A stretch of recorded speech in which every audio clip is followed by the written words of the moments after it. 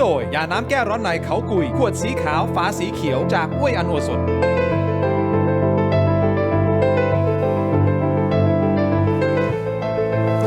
สวัสดีครับต้อนรับทุกท่านเข้าสู่รายการถกไม่เถียงครับประเด็นที่ผมจะถกวันนี้คุณผู้ชมครับเคยได้ยินประโยคนี้ใช่ไหมครับว่าตำรวจเป็นที่พึ่งของประชาชน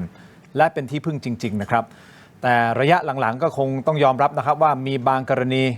นะฮะก็ตำรวจก็อาจจะไม่ได้เป็นที่พึ่งอย่างแท้จริงก็เลยเกิดคำถามจากสังคมมากมายแต่ในเวลาเดียวกันนะครับอย่าลืมว่าเรามีเจ้าหน้าที่ตำรวจเนี่ย200,000 กว่านายทั่วประเทศไทยนะครับขวัญและกำลังใจเป็นสิ่งที่สำคัญอย่างยิ่ง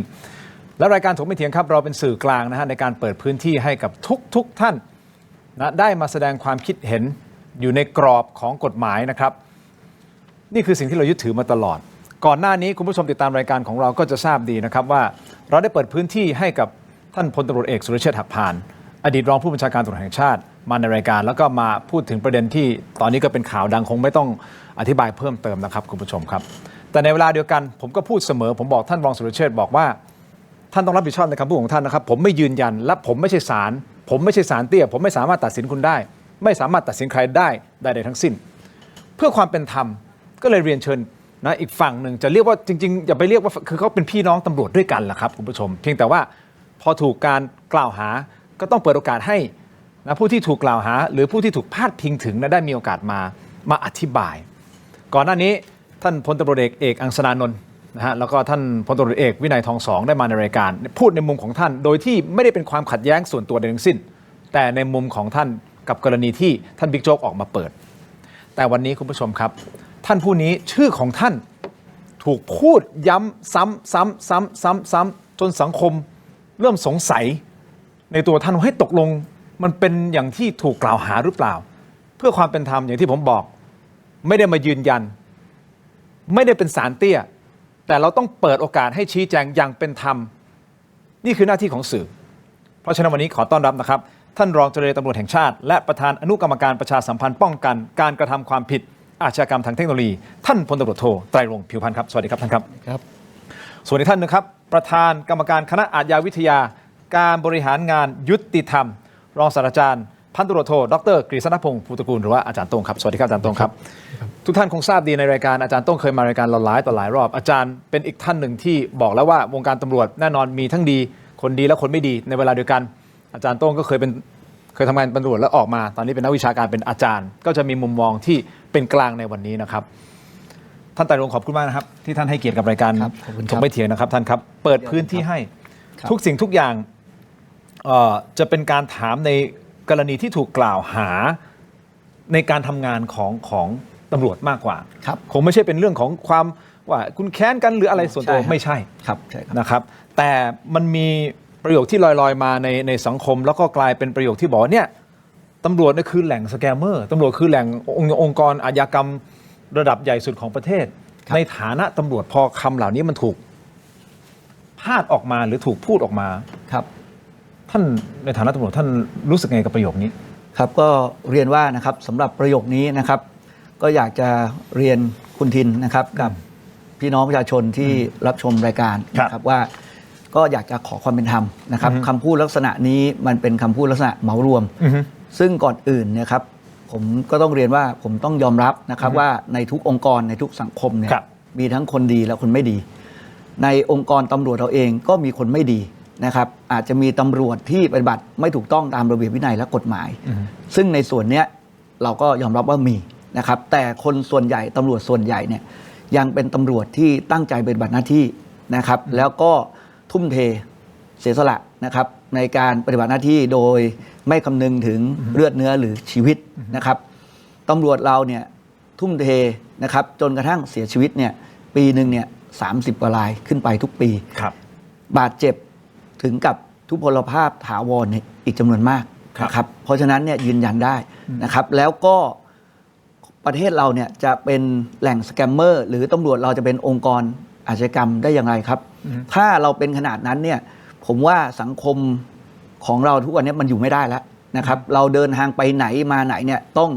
เกิดแต่อันตรายต่อชีวิตและทรัพย์สินถูกไหมครับโจรผู้ร้ายก็จะเข้ามาลักวิ่งชิงปล้นหรือก่อเหตุเกี่ยวกับชีวิตร่างกายและเพศได้ตลอดเวลาแต่ทุกวันนี้มันไม่ได้ถึงขนาดนั้นถามว่ามีอาชญากรรมบ้างไหมมีแต่มันอยู่ในระดับที่ เจ้าที่ตำรวจ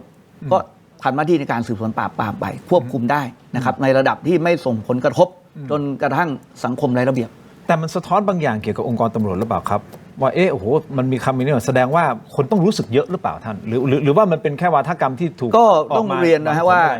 มันเป็นคำพูดที่ถูกกล่าวมาโดยท่านหนึ่งก่อนบุคคลท่านหนึ่งก่อนท่านกล่าวขึ้นมาและจากนั้นก็เป็นไวรัลในสื่อสังคมออนไลน์แล้วกันนะครับสื่อสังคมออนไลน์สมัยนี้พวกเราก็ต้องยอมรับว่ามันมีทั้งที่เป็นช่องกระแสข่าวหลักแล้วก็ในกลุ่มของอินฟลูเอนเซอร์หรือผู้ที่เล่นสื่อสังคมออนไลน์นะครับพอเป็นไวรัลเนี่ยก็เกิดเป็นคำพูดติดปากซึ่งตรงเนี้ยผมก็อยากจะเรียนว่าตามที่ผมเรียนนะครับก็ต้องให้ความเป็นธรรมและยืนยันว่าตำรวจส่วนใหญ่เนี่ยยังตั้งใจปฏิบัติหน้าที่อย่างเต็มที่นะครับซึ่งตรงเนี้ยผมก็เรียนด้วยว่าในขณะเนี้ยเรากำลังทำสงครามกับสแกมเมอร์ซึ่งพี่น้องประชาชนเนี่ยอยากจะให้รู้ข้อมูลชุดนี้แล้วกันบางท่านอาจจะรู้แล้วก็คือสแกมเมอร์เนี่ยในประเทศไทยที่ถูกหลอกลวงอยู่ทุกวันเนี้ยที่ตั้งของสแกมเมอร์แล้วกันนะครับส่วนใหญ่เนี่ยอยู่นอกประเทศทั้งนั้นนะครับโดยกว่า 80% เนี่ยอยู่ทางฝั่งตะวันออกนะฮะในประเทศเพื่อนบ้านและเรากำลังทำสงครามกับสแกมเมอร์และก็เรากำลังร้องขอความร่วมมือจากนานาชาติทั้งประเทศที่ตกเป็นเหยื่อนะครับหรือประเทศที่เห็นว่าการกระทำของสแกมเมอร์เนี่ย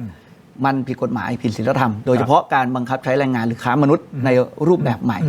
เพราะฉะนั้นเราก็เรียกร้องให้โลกมาล้อมประเทศที่เป็นที่ตั้งของสแกมเมอร์เรียกให้โลกมาจัดการกับสแกมเมอร์ซึ่งท่านจะเห็นว่ามีหลายประเทศออกมาขยับในสงครามการต่อสู้ลักษณะนี้ประเทศที่เป็นที่ตั้งของสแกมเมอร์เองก็ตามเนี่ยหรือประเทศที่อาจจะมีผลประโยชน์เกี่ยวข้องกับสแกมเมอร์โดยผ่านทางระบบภาษีของเขาเนี่ยเขาก็ต้องต่อสู้เขาก็อาจจะหยิบยกคำพูดลักษณะนี้นะครับไปต่อสู้ในเวทีระดับโลกโดยเฉพาะกลุ่มที่อยู่ฝั่งตรงข้ามกับทีมประเทศไทยแล้วกันนะครับผมก็จึงเรียนว่าลักษณะนี้ควรต้องพึงระวังเป็นไปได้หรอครับที่องค์กรบังคับใช้กฎหมายหลักในกระบวนการยุติธรรมองค์กรหนึ่งเป็นองค์กรอาชญากรรมประเทศเราอยู่ไม่ได้แล้วครับโอเคอันนี้ผมขออนุญาตท่านนะฮะอาจารย์โต้งคิดเห็นไงประโยคนี้ครับอันนี้สำคัญนะคุณผู้ชมเนื่องจากว่าอย่างที่ผมบอกตำรวจคือที่พึ่งของประชาชนจริงๆเป็นผู้ที่ถือกฎหมายเป็นผู้ที่รักษากฎหมายผู้พิทักษ์สันติราษฎร์เพราะฉะนั้นทุกสิ่งทุกอย่างที่เกิดขึ้นบนโต๊ะใบนี้เราพูดคุยกันเนี่ยมันเป็นประโยชน์ของประชาชนประโยชน์ของประเทศถูกต้องไหมครับเขาถึงให้ความสนใจเรื่องนี้อย่างมากถูกต้องไหมฮะอาจารย์พอประโยคเหล่านี้ออกมามันสะท้อนอะไรบางอย่างเกี่ยวกับองค์กรตำรวจหรืออาจารย์มองยังไงครับคือผมว่าในประเด็นแรกเนี่ยก็คงน่าจะเป็นเรื่องของอาจจะเป็นเรื่องการสร้างวาทกรรมไหมเพื่อจะเรียกความสนใจ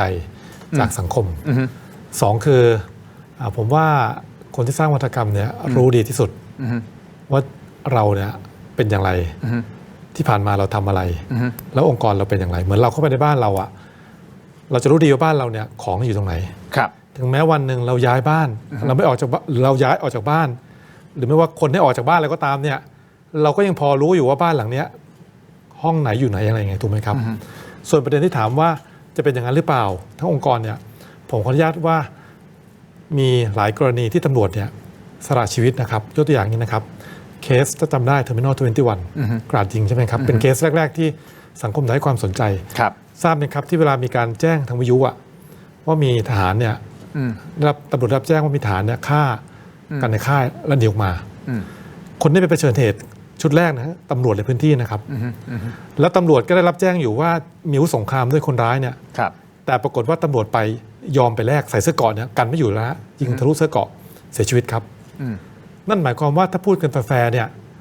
เราต้องมาดูว่าอาจจะใช่ส่วนหนึ่งไม่ปฏิเสธตำรวจที่ทำผิดรับสวยปฏิเสธไม่ได้มีจริงๆวันนี้ก็เพิ่งแถลงข่าวกันไปถูกไหมในกรรมาธิการอะไรกรรมาธิการปฏิเสธไม่ได้แล้วก็ต้องไปตามดูต่อว่ารับไปแล้วไปให้ใครต่อรับไปแล้วเพราะอะไรแล้วทำไมถึงรับนะครับประการต่อมาคือ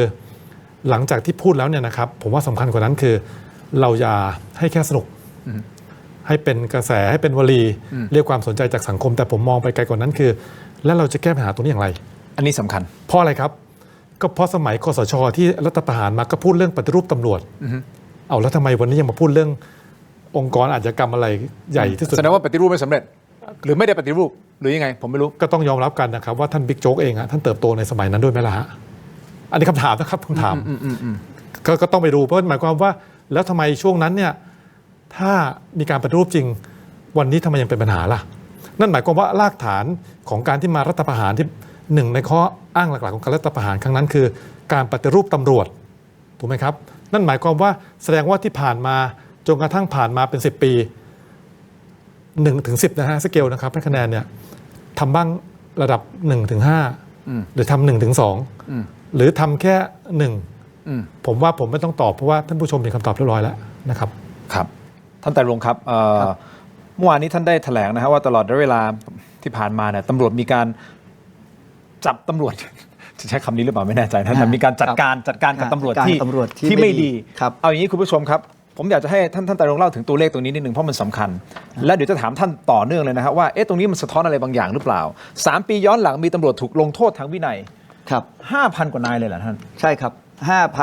5,683 นายและมีให้ออกจากหรือปลดออกประมาณลงโทษปลดออกนะครับ210 รายไล่ออก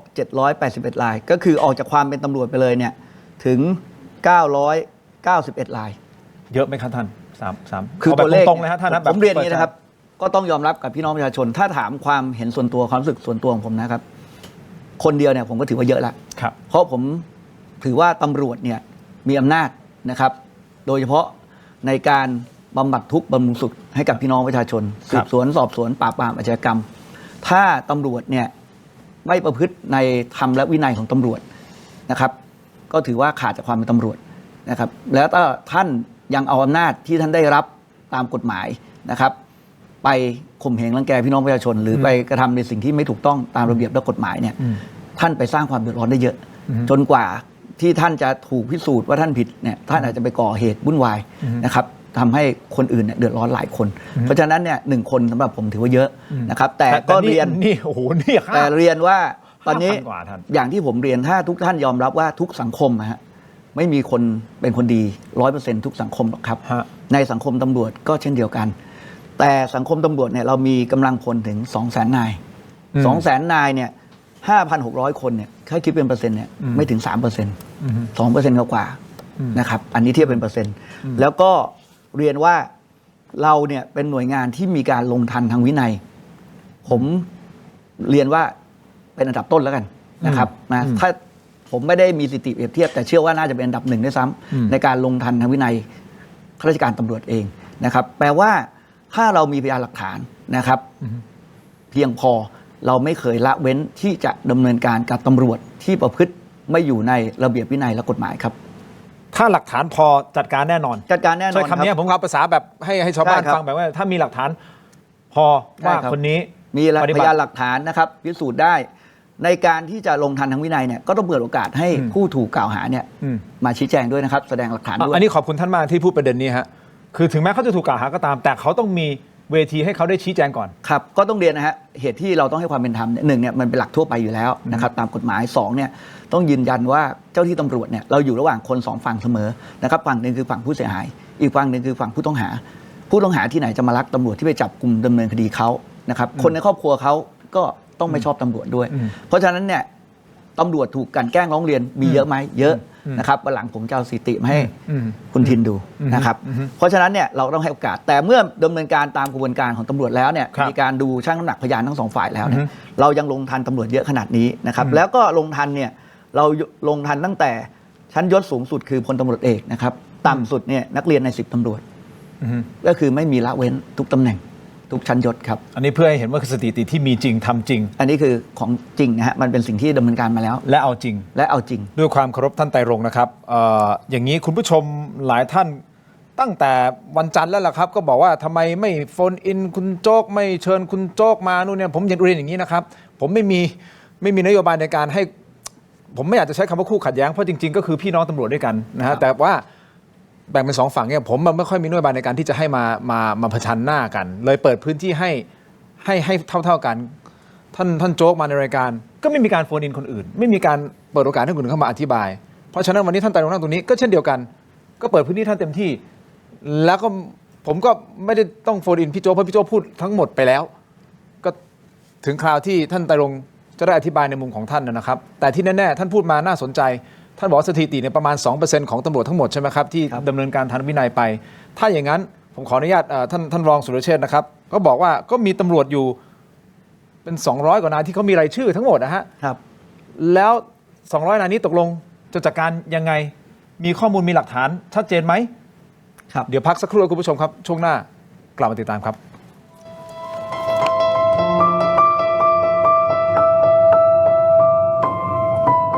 กลับมาอีกครั้งกับหลักสูตรที่ทุกคนรอคอย AI Transformation for Marketing and Media Season 2 รู้สึกตื่นเต้น รู้สึกสนุกค่ะ สนุกค่ะ แปลกใหม่ดีครับ สนุกดีครับ ได้ความรู้เยอะค่ะ ได้พัฒนาความรู้ในด้านของ AI จะมีไอเดียแบบ หลักสูตรเข้มข้น 5 วัน 40 ชั่วโมง ที่จะพาคุณเจาะลึกการใช้ Generative AI ครบทุกมิติ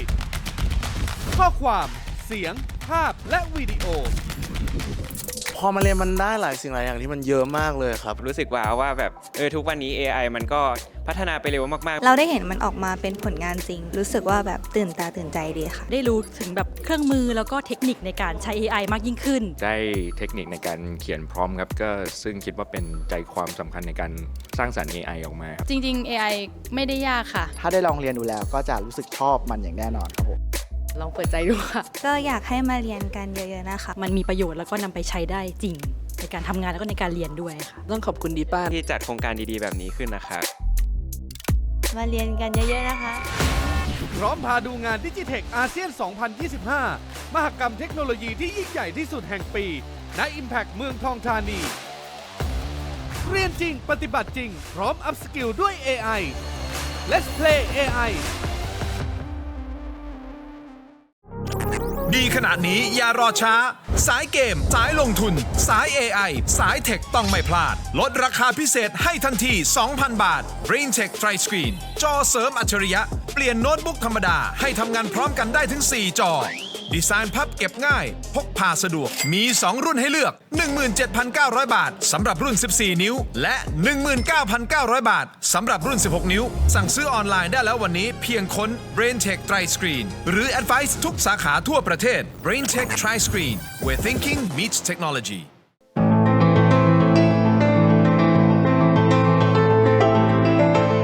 วันเกิดยาบรรเทาอาการแสบร้อนกลางของแม่อาหารไม่ย่อยเนื่องจากกรดไหลย้อนชนิดน้ำอ่านคำเตือนในฉลากก่อนใช้ยา กลับมาต่อครับรายการถกไม่เถียงยังอยู่กับท่านไตรรงค์นะครับแล้วก็อาจารย์โต้งนะครับคุณผู้ชมครับพูดคุยกันต่อเลยนะครับมีเสียงของท่านรองสุรเชษฐ์ใช่ไหมฮะที่เป็นกรณีที่ท่านพูดถึงเรื่องของตำรวจ200กว่านายแล้วก็ผบตรถามว่าจะดำเนินการกี่โมงไปดูครับ ผมไม่ได้ว่าองค์กรอาชญากรรมทั้งองค์กรนะผมพูดต่อท้ายว่านะตำรวจมีดีและไม่ดีนะครับเราจะปล่อยให้ตำรวจ200กว่าคนเนี่ยมาทำให้ตำรวจ200,000กว่าคนเสียหายได้อย่างไรนะครับแต่วันนี้มีตำรวจที่รับเว็บพนัน230กว่าคนรวมถึงผบตรนะครับแล้วยังมีเพิ่มอีกตามข้อมูลที่ผมให้อีก30กว่าคนรวมแล้ว280 290อย่างนี้ถ้าไม่เรียกองค์กรอัยการข้ามชาติก็ต้องเรียกสมาคมอัยการข้ามชาติหรือเปล่านะครับผมก็ต้องกลับเรียนว่าผมไม่มีทางที่จะปล่อยให้ตำรวจ200กว่ามาทำให้ตำรวจ200,000กว่าเสียหายเพราะตำรวจ200,000กว่าเขาไม่รู้เรื่องตำรวจที่รู้เรื่องคือตำรวจที่อยู่ในสังกัดของกรมจัดการไซเบอร์ที่มีหน้าที่ในการปราบเว็บพนันนะครับนะแล้วเราตั้งกรมจัดการนี้มาเพื่อการนี้โดยเฉพาะท่านไตรรงค์ครับมีหลักฐานหรือไม่ครับที่จะเอาผิดที่ท่านรองสุรเชษฐ์ได้อธิบายในกรรมาธิการในวันนี้ใช่ไหมครับ200กว่านายครับก็เรียนคุณทินนะครับวันนี้ผมก็ได้ไปร่วมประชุมด้วยแล้วก็ผมก็ได้อธิบายไว้ครั้งแล้วผมก็ขออนุญาตอธิบายซ้ำแล้วกันนะครับตำรวจ200กว่านายตามที่ท่านกล่าวเมื่อสักครู่นะครับขอแยกเป็นการเป็น2ทางแล้วกันครับทางคดีอาญาก่อนในการสอบสวนดำเนินคดีอาญากับผู้เกี่ยวข้องทั้งหมดที่พูดถึงเนี่ยมาจากเส้นเงินของบัญชีคุณพิมพ์วิไลนะครับซึ่งเกี่ยวพันกับเว็บพนันหลายเว็บนะในเว็บที่ชุด PCT 4 เป็นชุดจับกลุ่มคือเว็บ BNK นะครับซึ่งในที่สุดนะฮะก็มีการลงไปออกหมายจับแล้วก็ลงไปตรวจค้นจับกลุ่มที่จังหวัดสงขลาในวันที่ลงไปตรวจค้นจับกลุ่มเนี่ยปรากฏว่าเราไปจับจุดการตลาดเพิ่มได้อีกนะครับก็ไปดำเนินคดีเพิ่มเติมก็ไปพบว่านอกจากเว็บ BNK แล้วยังมีอีกหลายเว็บเช่นเว็บ Venus Master กับเว็บอื่นๆเป็นต้นนะครับในการดำเนินคดีของคุณพิมพ์วิไลเนี่ยจากการลงไปจับที่ภาคใต้เนี่ยทางท่านผู้กำกับสืบจังหวัดภาคใต้เนี่ยท่านก็มาช่วยขยายผลใช้คำพูดอย่างนี้แล้วกันท่านก็ขยายผลดำเนินการไปซึ่ง ในส่วนของเตาปูนก็ที่เราร้องทุกข์ไปที่เตาปูนนะครับก็ดำเนินการไปในการสอบสวนดำเนินคดีกับผู้เกี่ยวข้องในเส้นเงินนะครับที่เกี่ยวข้องกับคุณพิมพ์ไลทั้งหมดไม่ว่าจะมาจากเว็บใดก็ตามในส่วนของเว็บ BNK เตาปูนดำเนินการไปจนถึงท่านรองโจ๊กกับพวกนะครับตามที่เป็นข่าวอยู่แล้วนะครับแล้วทางข้างล่างล่ะทางสงขลาก็ดำเนินการกับพิมพ์วิไลเหมือนกันนะครับแต่อันนี้ทางสงขลากันพิมพ์วิไลเป็นพยานนะครับแต่ของเราเนี่ยคุณพิมพ์วิไลเป็นผู้ต้องหานะอันนี้เป็นข้อสังเกตไว้นะครับมันได้ด้วยแหละก็แล้วแต่อันนึงเป็นผมให้ดูของเราเนี่ยเขาเป็นผู้ต้องหาแล้วเราขยายผลไปจับเขาข้างล่างได้ด้วยแล้วไปเจอจุดการตลาดด้วยในขณะที่เราจริงๆเนี่ยเราต้องขยายผลต่อถูกไหมครับแต่ว่าไม่เป็นไรข้างล่างมาช่วยทำจะด้วยใครสั่งการหรือเปล่าผมไม่ทราบนะครับในที่สุดเนี่ยก็ขยายผลแล้วก็ดำเนินการไปจนถึงเส้นเงินที่พูดถึงว่าไปเกี่ยวพันกับตำรวจ200ถึง300นายตามที่ท่านพูดนะครับแล้วก็โยงไปจนถึงอดีตผบ.ตร.ตามที่ท่านพูดนะครับแล้วก็โยงไปถึงกลุ่มตำรวจกลุ่มหนึ่งที่ท่านขึ้นชาร์จวันนี้ท่านก็ขึ้นชาร์จชุด PCT 1 2 3 4นะครับ5นะแล้วแต่ท่านจะขึ้นไอ้เส้นเงินนี่มันจริงไหมท่านผมเรียนว่าในเส้นเงินทั้งหมดเนี่ยนะครับมันมีการสืบสวนสอบสวนแล้วในที่สุดเนี่ยก็ดำเนินคดีนะครับโดยทางพุ่งกับสืบสวนกับทีมพนักงานสอบสวนสพคหงส์ในจังหวัดสงขลาเนี่ยทำการสอบสวนแล้วดำเนินคดีโดยเขาดำเนินคดีที่เส้นตรงเลยนะที่มุ่งเน้นมาเลยก็คือเส้นที่ปรากฏในชาร์ตที่ท่านบอกว่ามาที่ชุด PCTC เส้นนี้ท่านไหลเลยนะครับแล้วก็ออกหมายจับบุคคลที่เกี่ยวข้องนะครับกันพิมพ์วิไลเป็นพยานนะครับแล้วก็มีการโอนเงินต่อมาถึงบัญชีหนึ่งที่วันนี้ก็พูดในที่ประชุมชื่ออาซิซะก็กันไว้เป็นพยานอีกนะฮะแล้วข้ามบัญชีถัดไปคือกนกพรอันนี้ออกหมายจับไปบัญชีจตุพลหรือจตุพรนะฮะที่เขาเขียนเป็นจอจานจุดไว้เนี่ยอันนี้ออกหมายจับเสร็จแล้วก็ไปบัญชีของตำรวจ3นายออกหมายจับ2นายยศนายดาบท่านรองโจ๊กท่านก็เอ่ยชื่อเรียบร้อยแล้วก็พันเอก1นายท่านก็เอ่ยชื่อเรียบร้อยพันเอกเนี่ยร้องทุกข์กล่าวโทษนะครับเสร็จแล้วท่านก็พูดเองนะฮะว่า3คนนี้เป็นเจ้าที่ตำรวจชุด PCT 3แต่ชาร์จท่านขึ้น PCT 4ท่านก็พูดเองในที่ประชุมกรรมาธิการเป็น PCT 3คือผมแต่ว่าในชาร์ตเขียน PCT 4ใช่แล้วผมก็บอกแค่ว่าตำรวจ3คนนี้ผมรู้ชื่อนามสกุลก็ต้องขอบคุณท่านรองโจ๊กท่านก็เอ่ยชื่อนามสกุลออกมาแล้วผมก็ยืนยันกับที่ประชุมกรรมาธิการว่า3คนนี้ผมยืนยันได้ว่าไม่ใช่เป็นตำรวจที่อยู่ในชุด PCT 4ที่ผมเคยดูแลในขณะนั้นแน่นอนแล้วคนชุดนี้ถูกดำเนินคดีแล้วก็ต้องบอกว่าตรงนี้เดิมสุดทางแล้วจนถึงตำรวจที่รับเงินเอาอย่างนี้นะฮะเส้นนี้เคลียร์แล้วอีกเส้นหนึ่งก็ไปที่คุณอนันตชัยคุณคชาชาญและในที่สุดก็นำไปสู่การไปร้องทุกข์กล่าวโทษนะครับดำเนินคดีกับท่านอดีตผู้บัญชาการชั้นสูงอดีตผบ.ตร.นะครับแล้วทั้งหมดเนี่ยพนักงานสอบสวนสพคหงส์ก็ประมวลเรื่องนะฮะแล้วส่งไปให้ปปช.เพราะว่ามีการกล่าวหาเจ้าหน้าที่ตำรวจนะครับว่าผิด157ตามกฎหมายเนี่ยของปปช.เนี่ยจะต้องส่งสำนวนภายใน30วันเขาก็รีบส่งเลยนะครับพอไปสุดทางที่ตำรวจแล้วเขาก็เข้าใจเขาก็ไม่ได้เลือกเหยื่อหรืออะไรนะผมเข้าใจกระบวนการสืบสวนว่ามันใช้เวลาเขาก็ทำมาแท่งหนึ่งมายังชุด PCT ซึ่งในชาร์ตเขียนว่า PCT 4แต่ในที่สุดถ้ารองโจ๊กบอกไม่ใช่เป็น PCT 3เนี่ยครับพอได้ตรงนี้ท่านก็ประมวลเรื่องทั้งหมดส่งไปปปช.เมื่อวันที่8มีนาในปีนั้นเพราะฉะนั้นเรื่องเขาอยู่ที่ปปช.เรื่องก็ไปอยู่ที่ปปช.อันนี้คือเส้นตรงนี้ก่อนแล้วเส้นเตาปูนล่ะเส้นเตาปูนเนี่ยก็มีคำถามอยู่ในกรรมธิการเหมือนกันว่าเส้นเตาปูนเนี่ยพนักงานสอบสวนเนี่ยคณะพนักงานสอบสวนของตำรวจนครบาลเห็นว่าเป็นคดีฟอกเงินธรรมดาไม่ได้มีการใช้อำนาจหน้าที่เรียนท่านผู้ฟังนิดเดียวอันนี้สำคัญคืออาจารย์ต้องขยายท่านต้องอย่างนี้ฮะกฎหมายความผิดต่อตำแหน่งหน้าที่หรือมาตรา157ที่เราชอบพูดกันเนี่ยมันเป็นกฎหมายที่ต้องมีเจตนาพิเศษเพราะคุณทินไม่ใช่ว่าเป็นตำรวจไปทำอะไรก็ผิด157ไม่ใช่นะครับเขามีแนวคำพิพากษาศาลฎีกาบอกมาแล้วตำรวจสถานีตำรวจภูธรหรือนครบาลก็ได้มีอำนาจสืบสวนจับกุมเนี่ยปรากฏว่าไปเล่นไพ่ถูกจับมาแจ้ง157ด้วยว่าเล่นด้วยแล้วก็ไม่ยอมจับเจ้ามือที่เล่นอยู่ด้วยกันแล้วก็ไม่ยอมจับคนเล่นร่วมวงพนันด้วยศาลพิพากษาไปแล้วอย่างนี้ไม่ใช่157เพราะไม่ใช่ว่าเป็นตำรวจแล้วไปทำอะไรผิดโดน157ไม่ใช่นะครับอันนี้ผมอธิบายข้อกฎหมายแล้วกันนะฮะนักกฎหมายคงเข้าใจคงทราบแล้วก็เรียนพี่น้องประชาชนได้ทราบเพราะฉะนั้นเนี่ยพนักงานสอบสวนสน.เตาปูนเนี่ยครับเขาก็เลยพิจารณาแล้วว่า เรื่องนี้เป็นเรื่องของการฟอกเงินความผิดมูลฐานจากเว็บพนัน BNK ธรรมดาแต่ในข้อหาเรื่องฟอกเงินเนี่ยเขาบอกว่าถ้าใครก็ตามที่ไปเกี่ยวข้องการฟอกเงินถ้าเป็นเจ้าพนักงานเนี่ยเพิ่มโทษก็รวมถึงเจ้าที่ตำรวจด้วยต้องเพิ่มโทษแต่ไม่ได้บอกว่าผิด157นะต้องแยกนะครับตรงเนี้ยเตาปูนก็ทำคดีไปอย่างนี้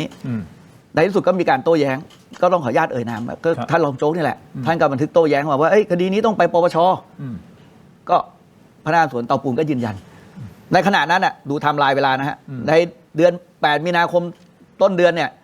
ทางคดีทางใต้เนี่ยรีบประมวลเรื่องว่าคดีนี้เป็นคดีที่อยู่ในอำนาจปปชเพราะว่า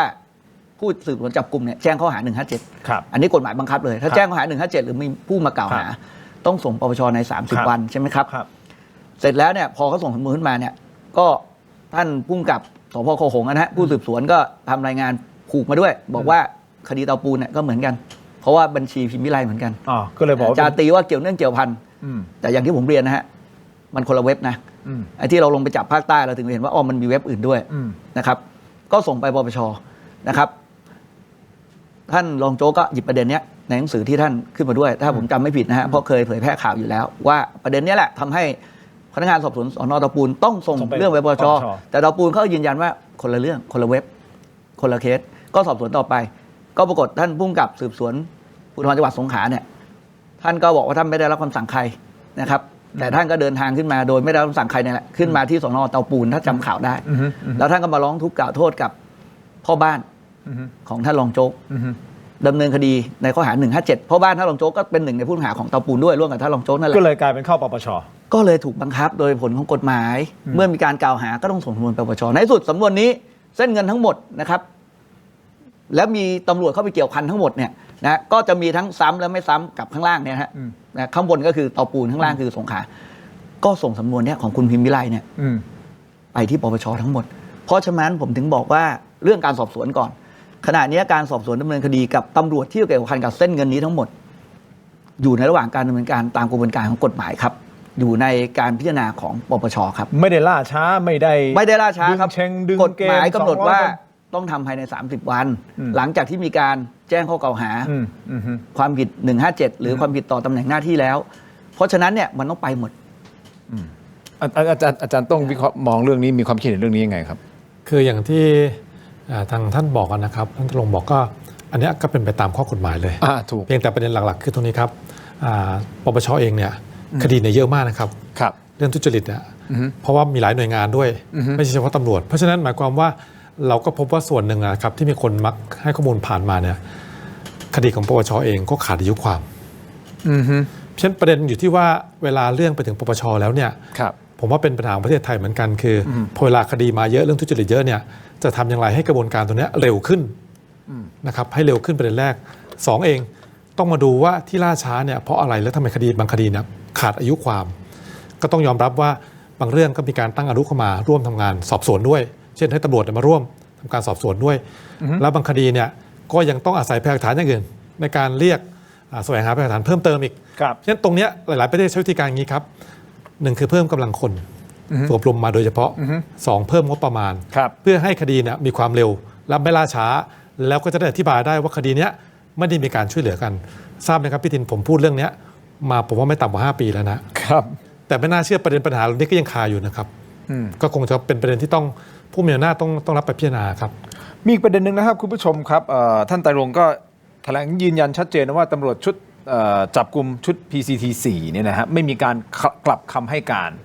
เดี๋ยวผมขออนุญาตคุณทินเพิ่มประเด็นเมื่อกี้ผมบอกว่าแบ่งการดำเนินการในเรื่องเกี่ยวกับตำรวจ200กว่านายตามที่ท่านรองโจ๊กใช่อันนี้คือเป็น2ด้านเมื่อกี้ด้านคดีอาญาตอนนี้กลับมาพูดด้านวินัยด้านวินัยนะครับด้านวินัยเนี่ยตำรวจ200กว่านายเนี่ยมีการส่งเรื่องไปร้องเรียนที่กรตลกรตลคือคณะกรรมการรับเรื่องร้องเรียนข้าราชการตำรวจซึ่งตั้งตามพรบตำรวจปี65นะครับซึ่งในขณะนี้นะครับกรตลเนี่ยท่านได้ดำเนินการไต่สวนข้อเท็จจริงคือในกฎหมายของกรตลเนี่ยท่านทำการไต่สวนได้เองเลยนะครับท่านได้ถึงขั้นตอนคือในการดำเนินการของท่านเนี่ยมี9ขั้นตอนผมเรียนคร่าวๆนะฮะตอนนี้เรื่องมาถึงขั้นตอนที่4คือทางกรตลได้พิจารณาชี้มูลกล่าวหานะฮะเขาใช้คำนี้นะฮะชี้มูลกล่าวหาก่อนนะครับว่ามีมูลกระทำความผิดวินัย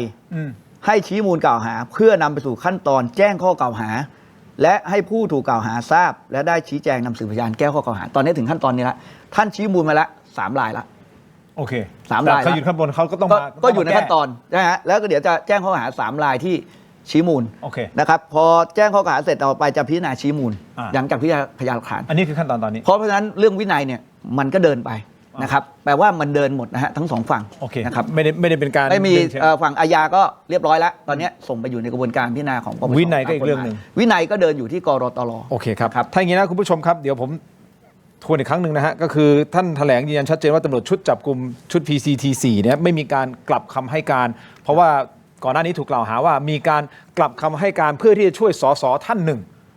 ท่านมีหลักฐานอะไรที่จะบ่งบอกหรือที่จะออกมาบอกให้สังคมได้รับรู้ว่าเนี่ยหลักฐานชัดเจนว่าไม่มีการกลับคำให้การพักสักครู่ครับช่วงหน้ากลับติดตามครับ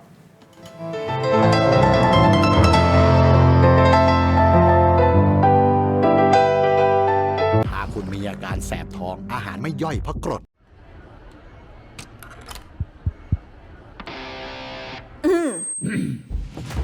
ไมบาซิน OTC รสส้มและรสมะนาว ยาอมบรรเทาอาการเจ็บคอ ช่วยระงับเชื้อในปากและลำคอ จากเกรเตอร์ฟาร์มาตรวจอ่านคำเตือนในฉลากก่อนใช้ยา หากคุณมีอาการแสบท้องอาหารไม่ย่อยเพราะกรดไหลย้อนต้องวันเกิดออกฤทธิ์2 กลไกช่วยลดกรดในกระเพาะป้องกันกรดไหลย้อนกรดไหลย้อนวันไหนต้องวันเกิดยาบรรเทาอาการแสบร้อนกลางอกอาหารไม่ย่อยเนื่องจากกรดไหลย้อนและลดกรดในกระเพาะอาหารชนิดน้ำอ่านคำเตือนในฉลากก่อนใช้ยาสวัสดีครับผมชัยพัฒน์สีทองนะครับผู้จัดการฝ่ายไปรษณีย์เขต 8เราได้ช่วยชุมชนในการนำสินค้านะครับที่ชุมชนผลิตนะครับเข้าสู่การจำหน่ายผ่าน thailandpostmart.com นะครับก็อยากจะฝากสินค้าของชุมชนบ้านปากน้ำปากพญาให้กับพี่น้องนะครับที่อยู่ทั่วประเทศไทยนะครับช่วยกันสนับสนุนช่วยกันอุดหนุนนะครับโดยผ่านไปรษณีย์ไทยนะครับเพื่อที่จะให้ชุมชนได้เกิดความยั่งยืนนะครับหากคุณไม่อยากพลาดถกไม่เถียงตอนเด็ดๆและไม่อยากพลาดเทคนิคความรู้แนวทางในการต่อสู้กับปัญหาที่สักวันหนึ่งอาจจะเกิดขึ้นกับคุณก็ได้นะครับอย่าลืมกดไลค์กดแชร์กด Subscribe กดกระดิ่งช่องเทโรดิจิทัลนะครับเป็นกำลังใจให้กับถกไม่เถียงด้วยครับ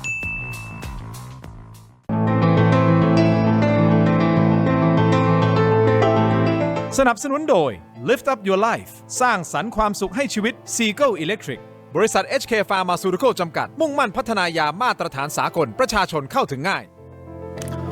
กลับมาครับถกไม่เถียงครับยังอยู่กับท่านไตรรงค์นะครับและอาจารย์กฤษณพงศ์นะครับต่อก่อนที่จะไปที่อาจารย์โต้งนะครับเพราะจะมีคำถามหลักๆให้อาจารย์ช่วยวิเคราะห์นิดนึงนะครับเกี่ยวกับประเด็นที่วันนี้นะหลายคนอาจจะมองโดยเฉพาะตำรวจบางนายหรือบางท่านนะที่ไม่สบายใจว่าท่านรองสุรเชษฐ์เหมือนมาเผาบ้านตัวเองหรือเปล่าแต่จริงๆบางคนก็อาจจะมองว่าเฮ้ยท่านทำเพื่อปฏิรูปตำรวจนะเป็นเรื่องดีนะทำเพื่อให้มันดีขึ้นอาจารย์มองยังไงอันนี้เดี๋ยวได้เรียนถามอาจารย์นะแต่ท่านไตรรงค์ครับกลับมาที่ประเด็นนี้เป็นประเด็นสำคัญครับเพราะมีการพูดถึงพาดพิงถึงนะฮะว่าชุดตำรวจที่ไปจับกุมชุด PCT เนี่ยมีการกลับคำให้การเพื่อที่จะช่วยเหลือสสชนภัทรอันนี้คือชื่อนี้ก็คือเป็นที่รู้แล้วเป็นเรื่องราวใหญ่โตนะฮะและปรากฏว่า PCT4 มันคือท่านในสมัยช่วงนั้นใช่ไหมฮะใช่ครับทำไมกลับคำให้การเหมือนไปช่วยสสชนภัทรหรือเปล่าท่านอธิบายไงครับก็ประเด็นแรกก่อนนะครับก็แบ่งเรื่องนี้ผมขออนุญาตอธิบายเป็น2ประเด็นนะครับคุณทินเรื่องแรกเรื่องกลับคำให้การเนี่ยยืนยันว่าไม่มีการกลับคำให้การนะครับครับแล้วอะไรที่ทำให้มีคำนี้ออกมาได้คืออย่างนี้ครับต้องเรียนว่าบันทึกเนี่ยที่ปรากฏในข่าวคือบันทึกการสอบสวนที่ปรากฏว่าสอบสวนที่สพเมืองสงขลาวันที่24มิถุนายน2565ใช่ไหมฮะครับ65หรือ65บันทึกเนี้ยตอนเนี้ยในที่สุดเนี่ยทางพนักงานสอบสวนเองชุดจับกุมเองที่ปรากฏคำให้การในบันทึกนั้นเนี่ยยอมรับตรงกันว่าบันทึกนั้นน่ะผิดพลาดไม่ตรงกับข้อเท็จจริงในการสอบสวนคืออธิบายง่ายๆการสอบสวนเนี่ยประกอบด้วย2กริยากรรมนะครับคือการซักถามพูดคุยแล้วก็สรุปความลงมาพิมพ์การบันทึกเนี่ยกับการพูดคุยซักถามเนี่ยไม่ตรงกันซึ่งตรงนี้ทางผู้ที่เกี่ยวข้องทั้งหมดโดยเฉพาะพนักงานสอบสวนเนี่ยได้รับในครั้งให้การกับเจรตำรวจซึ่งตรวจสอบเมื่อปีที่แล้วนะครับแล้วก็ได้ทำบันทึกรับกันไว้นะครับทั้ง3คนเนี่ยถึงเหตุการณ์ดังกล่าวว่าข้อที่จริงสอบสวนกันยังไงแล้วบันทึกทำไมมันถึงพลาดลงไปอย่างนั้นนะครับแล้วเขาก็ได้ส่งมอบบันทึกนี้ให้กับการตรวจสอบของเจรตำรวจไว้ด้วยนะครับเพราะฉะนั้นตรงนี้ผมเรียนว่ามันเป็นเทคนิคอลเออร์เลอร์แล้วกันนะครับซึ่งยืนยันได้ว่าชุดสืบสวนจับกลุ่มเนี่ย ไม่มีการกลับคำให้การตามที่ปรากฏเป็นข่าว เสร็จแล้วมาดูประเด็นที่ 2 ว่าเจตนาช่วยเหลือสสชลพัฒน์ไหมหรือเปล่าผมต้องเรียนเนี่ยฮะเจตนาเนี่ยไปดูการกระทำนะครับตำรวจชุดจับกลุ่มเนี่ยมีการดำเนินคดีกับ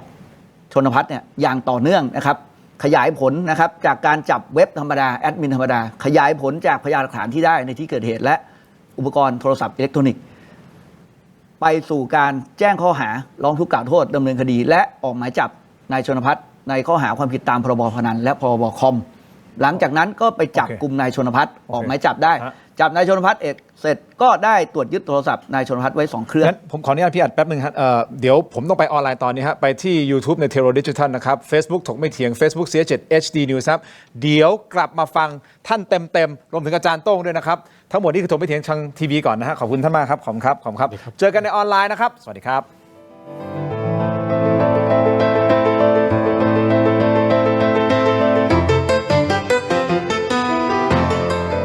กลับมากันต่อนะครับคุณผู้ชมครับถกไม่เถียงในช่วงของออนไลน์นะฮะขออภัยนะฮะเรากำลังเตรียมทางเทคนิคนิดนึงนะครับของสปอนเซอร์พอดีมันเข้าเยอะนิดนึงนะก็เราก็ขอบคุณฮะเราต้องมีสปอนเซอร์เพื่ออยู่ได้นะฮะคุณผู้ชมครับวันนี้ก็ยังอยู่กับท่านอาจารย์กฤษณพงษ์ภูตระกูลนะครับแล้วก็รวมถึงท่านพลตำรวจโทไตรรงค์ผิวพรรณนะฮะพูดคุยกันต่อนะฮะท่านไตรรงค์คงไม่เสียเวลามากไปกว่านี้เพราะว่าอยากจะทราบเหลือเกินนะครับว่าทางตำรวจได้มีการช่วยเหลือคดีของนายชลพัฒน์หรือไม่นั่นคือประเด็นอีกประเด็นหนึ่งที่ถามส่วนประเด็นแรกที่บอกว่ามีการกลับคำให้การหรือเปล่าอันนี้ท่านชัดเจนว่ามันไม่ใช่เป็นเรื่องของการกลับคำให้การไม่มียืนยันหลักฐานต่างๆยืนยันถ้าจะไปตรวจสอบก็ไปตรวจสอบได้นะอาจารย์ถูกต้องไหมครับถูกต้องครับแต่เรื่องของการช่วยเหลือคดีชลพัฒน์ท่านก็บอกว่าเดี๋ยวก่อนนั้นดำเนินคดีกับชลพัฒน์หลายคดีเลยใช่ครับท่านทวนอีกทีนึงแล้วก็ไล่ทีละผมก็เรียนว่าการจะมีเจตนาช่วยเหลือหรือไม่เนี่ยยืนยันว่ากรรมเนี่ยเป็นเครื่องชี้เจตนานะครับชุดจับกลุ่มเนี่ยนะครับมีการขยายผลดำเนินคดีกับนายชลพัฒน์เนี่ยต่อเนื่องถึง4คดีเลยนะครับเริ่มจากการลงไปจับกลุ่มครั้งแรกเนี่ยยังไม่รู้เลยนะครับว่านายชลพัฒน์เนี่ยมีส่วนเกี่ยวข้องหรือเป็นเจ้าของเว็บลงไปจับกลุ่มจุดการตลาดจับได้พนักงานจุดการตลาดมีการซักถามขยายผลนะครับทำบันทึกไว้อย่างละเอียดรอบคอบผมต้องเรียนอย่างนี้นะฮะเดี๋ยวเป็นข้อสังเกตไปด้วยนะครับเรื่องบันทึกการขยายผลที่เรามีการซักถามพนักงานแอดมินว่าเจ้าของคุณคือใครนะครับบันทึกตัวนี้มีการเอาไว้รายงานการตรวจโทรศัพท์ข้อมูลในโทรศัพท์มีการขออนุญาตเข้าถึงไว้นะครับตามพรบคอมมีการจัดทำบันทึกไว้จนในที่สุดนำไปสู่การออกหมายจับนายชลพัฒน์กับพวกในข้อหาร่วมกันจัดให้มีการเล่นการพนันครั้งแรกเนี่ยนายชลพัฒน์ยังไม่ถูกจับถูกไหมครับเพราะไม่ได้อยู่ในที่เกิดเหตุนะครับผ่านไประยะหนึ่งพอรวบรวมพยานหลักฐานได้ไปขออนุมัติศาลออกหมายจับแล้วก็ไปตามจับนายชลพัฒน์พอจับได้ก็ตรวจยึดโทรศัพท์ของนายชลพัฒน์ได้2เครื่องนะเป็นโทรศัพท์ iPhone 2 เครื่องนะครับพอยึดเสร็จก็ขออนุญาตเข้าถึงตามพรบคอมนะครับขยายผลจากข้อมูลในโทรศัพท์มาร้องทุกข์กล่าวหาดำเนินคดีกับนายชลพัฒน์เพิ่มเติมนะฮะในคดีเดิมนะครับข้อหาร่วมกันฟอกเงินสมคบฟอกเงินกับพวกอีก2คนนะครับโดยที่มาของการกล่าวหาเนี่ยเราไปพบพยานในมือถือของนายชลพัฒน์เองนะครับจึงนำไปสู่การร้องทุกข์กล่าวโทษเพิ่มเติมซึ่งผมย้ำอีกทีนะที่ผมต้องย้ำว่าเป็นคดีเดิมเนี่ยเพราะว่าเพลินถ้ารองโจ๊กมาให้ข้อสังเกตกับคุณอัจฉริยะเนี่ยว่าทำไมต้องไปแยกคดีผมเรียนนะครับว่าการร้องทุกข์กล่าวโทษเนี่ยฝ่ายสืบสวนเนี่ยเขาจะเป็นคนร้องทุกข์กล่าวโทษแล้วเขาก็ร้องทุกข์กล่าวโทษกับคนเดิมขยายผลมาจากเรื่องเดิมแต่เรื่องการตัดเลขคดีเป็นคดีเดิมหรือคดีใหม่เนี่ยพนักงานสอบสวนเนี่ยเป็นผู้กำหนดซึ่งพนักงานสอบสวนคดีนี้เลือกที่จะตัดเลขคดีใหม่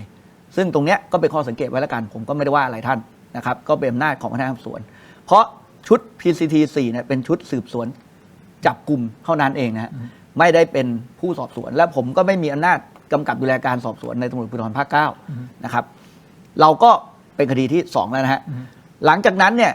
ในวันที่เราลงไปตรวจค้นเพื่อจับกลุ่มตามหมายจับนะครับที่สงขลาเนี่ยนะครับเพราะในการออกหมายจับเสร็จเนี่ยเราจะต้องมีการขอหมายค้นเพื่อติดตามจับกลุ่มตัวผู้ต้องหาตามหมายจับโดยก็จะระบุถิ่นที่อยู่หรือสถานที่ที่คิดว่าเขาหลบซ่อนตัวพอไปตรวจค้นปรากฏว่าไปเจอพนักงานแอดมินนะครับกำลังบริหารผ่านโทรศัพท์มือถือนะครับรับสารภาพว่าได้ย้ายจุดการตลาดจากเขตสพ.เมืองที่ถูกจับเมื่อต้นเดือนเนี่ยย้ายไปอยู่ที่หาดใหญ่นะครับแล้วไปเปิดจุดการตลาดใหม่ที่นั่นเว็บที่ถูกปิดกั้นไปนะครับปิดเว็บเปลี่ยนชื่อใหม่นะครับแล้วก็ย้ายไปทำที่หาดใหญ่พาเจ้าที่ตำรวจชุดจับกุมเนี่ยไปตรวจค้นจับกุมก็ไปจับกุมได้ พนักงานการตลาดอีกครั้งหนึ่งเป็นครั้งที่2หลาย10 คนเลยทำเหมือนเดิมครับทำบันทึกซักถามมีการซัดทอด ทุกอย่างมีข้อทุกอย่าง มีหมด บันทึก นะ นะฮะ มีหมดมีบันทึกหมดซัดทอดนายชนพัฒน์ก็นำไปสู่วันถัดไปวันรุ่งขึ้นหลังจากนั้นนะครับก็ต้องไปร้องทุกข์กล่าวโทษเพิ่มเติมอีกในคดีร่วมกันจัดมีการเล่นการพนันที่หาดใหญ่เป็นคดีที่3นะครับผมเรียนว่าเนี่ยนะฮะเดินสุดนะครับเนี่ย3 คดีต่อเนื่องในปี65ข้ามปีมาครับเรามาจับกลุ่มเว็บพนันชื่อเว็บสายเปย์ที่สน.เพชรเกษมจากข้อมูลพยานหลักฐานที่ได้จากการซักถามเหมือนเดิมและข้อมูลในพยานหลักฐานทางอิเล็กทรอนิกส์ก็คือโทรศัพท์นั่นแหละครับก็พบว่ามีการเชื่อมโยงถึงนายชนพัฒน์อีกแล้วเจ้าที่ตำรวจชุดแบบกลุ่มเนี่ยก็ไปติดตามผลคดีที่เคยจับที่สงขลาเนี่ยเพื่อนำมาประกอบการสืบสวนในที่สุดเนี่ยนะครับก็ไปร้องทุกข์กล่าวโทษดำเนินคดีกับนายชนพัฒน์ที่สน.เพชรเกษมสรุปแล้วเป็นคดีที่4ผมถามว่าตรงนี้เดินสุดไหมฮะถ้าไม่สุดเนี่ยจะดำเนินคดีกับนายชนพัฒน์ทำไมตั้ง4 ครั้งถ้าจะช่วยเหลือจะไปดำเนินคดีทำไมแล้ววันนี้นะครับในที่ประชุมกรรมธิการต้องขอบคุณเจ้าที่ปปง.ท่านบอกว่าเมื่อวันที่11ในการประชุมคณะกรรมการธุรกรรมของปปง.มีการออกคำสั่งยึดอายัดทรัพย์ชั่วคราวเขาเรียกว่าออกหมายยอออกคำสั่งยอของปปง.ของนายชนพัฒน์ประมาณ150 ล้าน160 ล้านตัวเลขกลมๆนะครับท่านพูดเองว่าพยานหลักฐานที่นำมาสู่การออกหมายเนี่ยเพราะเกิดจากรายงานการสืบสวนของเจ้าที่ตำรวจรายงานการทำบันทึกซักถามของเจ้าที่ตำรวจชุดจับกุมและที่สำคัญนะครับพยานหลักฐานทางวิทยาศาสตร์ก็คือพยานหลักฐานจากการตรวจพิสูจน์โทรศัพท์มือถือของนายชนพัฒน์ซึ่งบัญชีโซเชียลของนายชนพัฒน์และบัญชีไลน์ของนายชนพัฒน์ที่ใช้ชื่อว่า Power Ingrid มีความเชื่อมโยงกับโทรศัพท์มือถือนายชนพัฒน์นะครับผมอธิบายนิดเดียวเวลาเราเปิดบัญชีโซเชียลเราจะเอาเบอร์โทรศัพท์เข้าไปผูกพี่คุณทินนึกออกนะฮะอันเนี้ยการตรวจพิสูจน์ตรงนี้ตรวจพิสูจน์โดยผู้เชี่ยวชาญโดยนักวิทยาศาสตร์คือกองพิสูจน์หลักฐานกลางตรงนี้เป็นพยานหลักฐานทางวิทยาศาสตร์ซึ่งมันไม่สามารถแก้ไขเปลี่ยนแปลงได้ทางปปง.เชื่อแล้วก็ยังชมชุดจับกุมเลยว่าให้ความร่วมมือมาให้ข้อมูลอย่างดีจน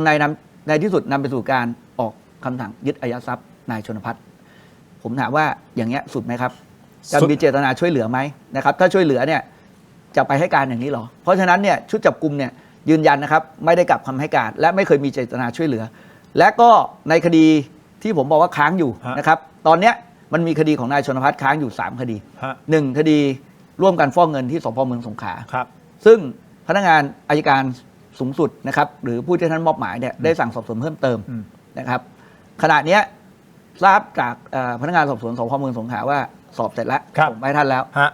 ท่านกำลังพิจารณาอยู่คดีที่2คือคดีของสพ.หาดใหญ่ในข้อหาร่วมกันจัดมีการเล่นการพนันท่านสั่งสอบสวนเพิ่มเติมพนักงานสอบสวนสพ.หาดใหญ่รับว่าภายในวันที่15นี้จะสอบให้จบแล้วส่งเดี๋ยวก็ท่านรอสั่งอยู่ส่วนคดีสน.เพชรเกษมพนักงานสอบสวนรับว่าเดี๋ยวจะทำความเห็นทางคดีนะครับจะมีความเห็นควรสั่งฟ้องหรือควรสั่งไม่ฟ้องก็เดี๋ยวรอดูกันต่อไปเพราะฉะนั้นเนี่ยทุกเรื่องเนี่ยสุดหมดนะครับโดยเฉพาะที่หาดใหญ่ผมเพิ่มเติมนิดเดียวท่านอัยการสูงสุดเนี่ยท่านพิจารณาสำนวนและท่านมีความเห็นว่าการสอบสวนยังไม่สิ้นกระแสความท่านก็สั่งสอบสวนเพิ่มเติมท่านก็สั่งให้มาสอบชุดจับกุมเนี่ยแหละครับเพิ่มเติมถึงประเด็นการสืบสวนประเด็นการซักถามประเด็นการส่งโทรศัพท์ตรวจพวกนี้ตามที่ผมนำเรียนเพราะฉะนั้นจะเห็นว่าชุดจับกุมเนี่ยยืนยันเหมือนเดิมเดินสุดตลอดครับอาจารย์โต้งครับฟังมาทั้งหมดครับอาจารย์เป็นนักอาชญาวิทยาด้วยนะฮะแล้วอาจารย์เป็นตำรวจด้วยอดีตตำรวจเท่าเทียมอาจารย์มองงี้แล้วคืออันนี้คือสุดซอยไหมไปจริงๆสุดหรือเปล่าในขั้นตอนต่างๆเพราะผมไม่ใช่ตำรวจผมจะไม่ทราบว่าขั้นตอนในการสืบสวนมันเป็นอย่างนี้อย่างนี้นี่คือไม่ได้การนี่ช่วยเหลือได้ไหมอันนี้มีช่องช่วยเหลือบ้างไหมเอาตรงๆเลยครับก็คือจากท่านที่ฟังท่านแต่ลงมานะครับเนื่องจากคดีของที่มีการจับเนี่ยแตกย่อยไปเกี่ยวกับเว็บอื่นอีกโดยเชื่อมไปยังคุณชนพัฒน์เนี่ยนะครับเพราะฉะนั้นถ้าถามว่าสุดหรือไม่เนี่ยต้องเอาพยานหลักฐานที่มีทั้งหมดเนี่ยมากองดูซึ่งเท่าที่ฟังจากที่ท่านพูดเนี่ยก็ท่านก็ทำไปหลายคดีที่มีความเชื่อมโยงแล้วก็ทำต่อโดยปกติหลักการสืบสวนเนี่ยเท่าสืบสวนเนี่ยเราไปเจอเนี่ยแล้วเราจะขยายผลเหมือนการจับยาเสพติดนะครับ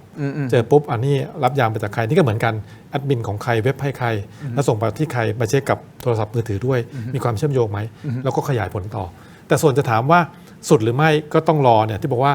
ท่านอัยการสูงสุดมี บอกว่ามี นั่นคือขั้นตอนของท่านอัยการเราไม่ก้าวล่วงว่าให้มีการสอบสวนเพิ่มเติม อ่า เพราะอาจจะมีบางประเด็นที่ท่านอาจจะมองว่าน่าจะต้องสอบไปให้สุด เพื่อที่จะเป็นประโยชน์ต่อการดำเนินคดีไปถึงชั้นศาลด้วยเวลาต่อสู้คดีกันนะครับ อาจารย์ครับผมไปประเด็นหนึ่งเลยนะฮะอันนี้ผมเคลียร์ตรงนี้นะฮะอันนี้เราเคลียร์กันนะฮะคุณผู้ชมครับนี่คือข้อมูลที่ท่านให้มานะฮะแต่ผมไปอีกประเด็นหนึ่งคือประเด็นที่ผมอยากจะถามอาจารย์โต้งเพราะว่าหลายคน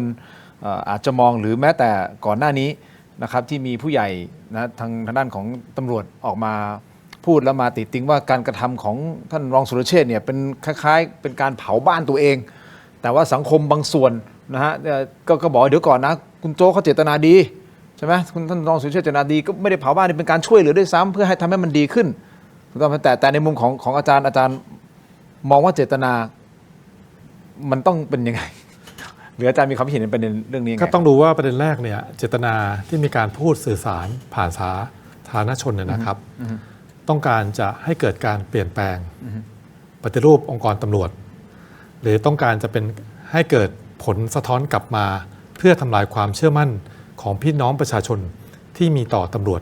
แต่ผมว่าต้องเรียนอย่างนี้นะครับเนื่องจากประสบการณ์เนี่ยเคยทำงานตำรวจมาด้วยเนี่ยทั้งสายปฏิบัติมาด้วยเนี่ยเวลาตำรวจไปทำงานเสี่ยงเนี่ยเวลาจับคนร้ายเหมือนแมวไล่จับหนูเราไม่เคยคิดนะว่าจะไปจับคนร้ายจะโดนแทงโดนยิงกลับมาหรือไม่เจอคนร้ายนี่คนร้ายวิ่งเราก็วิ่งไล่นะครับนั่นหมายความว่าพอเวลาเราไปพูดโดยรวมอย่างเงี้ยผมว่าส่งผลแน่ๆคือ 1. ความเชื่อมั่นของประชาชนที่มีต่อตัวตำรวจแน่นอนปฏิเสธไม่ได้ 2. คือจะถามว่าพูดแล้วเกิดการปฏิรูปหรือไม่ผมพูดเรื่องปฏิรูปตำรวจเนี่ยผมว่าพูดมาไม่ต่ำกว่าช่วงชีวิตผมแล้วนะผมจำได้นะ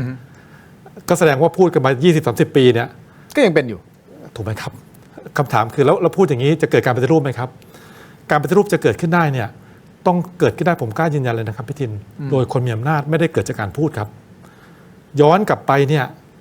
อันนี้ขออนุญาตคือจริงๆแล้วพี่ๆน้องๆกันทั้งนั้นนะผมไม่อยากจะพูดนะบิ๊กโจ๊กท่านรองโจ๊กก็รุ่นพี่ผมนะในวงการตำรวจก็จะรู้กันท่านก็ยอมรับเองว่าสมัยท่านประวิตรเป็นรองนายกที่คุมตำรวจเนี่ยอันนั้นเนี่ยท่านมีอำนาจมากนะครับเพราะท่านคุมตำรวจสามารถปฏิรูปตำรวจได้นะย้อนกลับไปดูเป็นดิจิทัลฟุตพริ้นท์ผมพูดอยู่เสมอสมัยคสชเนี่ยว่าต้องปฏิรูปตำรวจสมัยนี้ดีที่สุดผมก็บอกจังหวะมาดีสุดคำถามก็คือแล้วทำไมสมัยนั้นท่านไม่ทำล่ะ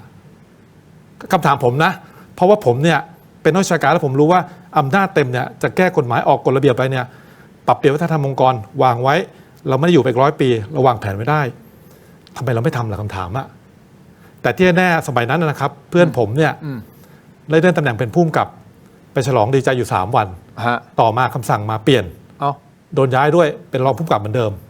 สมัยคสชนี่แหละโทษนะสมัยรัฐบาลที่แล้วเพราะว่าเปลี่ยนจากคสชก็มีการเลือกตั้งถูกไหมครับก็ซึ่งสมัยท่านเนี่ยแหละที่มาแล้วมาคุมตำรวจคำถามก็คือว่าเอาแล้วตกลงตอนนั้นไม่เป็นองค์กรอาชญากรรมหรือยังไงแล้วทำไมวันนี้มาเป็นองค์กรอาชญากรรมผมก็จะตั้งคำถามไว้อันนี้2 ส่วน 1พี่น้องประชาชนจะพิจารณาเอง2คือองค์กรตำรวจเนี่ยคนเป็นตำรวจเนี่ยจะรู้เองนะครับอาจารย์เคยมาออกรายการพร้อมกับวันนั้นลืมถามท่านรองโจ๊กท่านมาด้วยใช่ผมจำได้ท่านรองโจ๊กท่านนี้แล้วใช่ครับอาจารย์ต้องก็มาเหมือนกันก็อย่างที่เรียนไปครับจริงๆแล้วก็พี่ๆน้องๆกันทั้งนั้นนะครับแต่ว่าผมเนี่ยตั้งคำถามนะบทบาทหนึ่งก็แน่นอนครับเราก็เป็นอดีตตำรวจบทบาทหนึ่งวันนี้ทำหน้าที่นักวิชาการบทบาทหนึ่งผมก็เป็นประชาชนคนไทย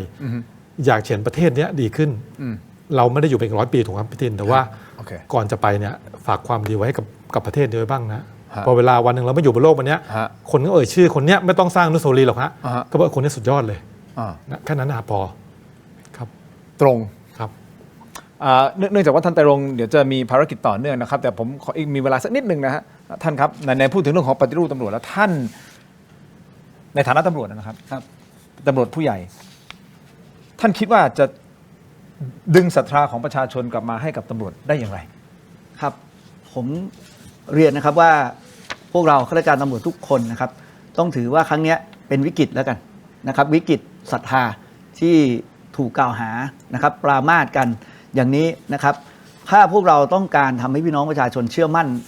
นะครับในการทำงานของพวกเราเนี่ยพวกเราคงต้องทุ่มเทในการปฏิบัติงานปฏิบัติหน้าที่ขอให้ยึดมั่นในอุดมคตินะครับจริยธรรมคุณธรรมของตำรวจนะครับอย่าเอาอำนาจในการบังคับใช้กฎหมายที่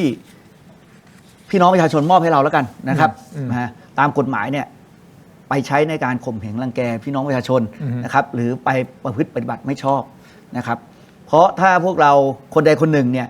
ไปทำอย่างที่ผมนำเรียนเนี่ยผิดวินัยเนี่ยนะครับ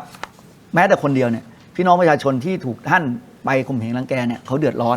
แสนสาหัสนะครับเขา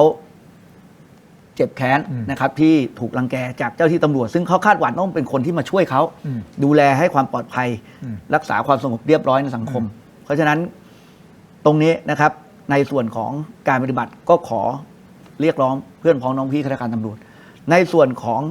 ระเบียบและกฎหมายที่เกี่ยวข้องผมต้องเรียนอย่างนี้นะครับว่าในพรบปี 65นะมีข้อดีหลายเรื่องนะครับนะแต่สิ่งที่ควรปรับปรุงมีไหมก็มีผมพูดในฐานะส่วนตัวแล้วกันนะครับว่าผมเป็นผู้บัญชาการมา3หน่วยนะครับเป็นทั้งผู้บัญชาการสำนักงานกฎหมายและคดีผู้บัญชาการสำนักงานพิสูจน์หลักฐานตำรวจ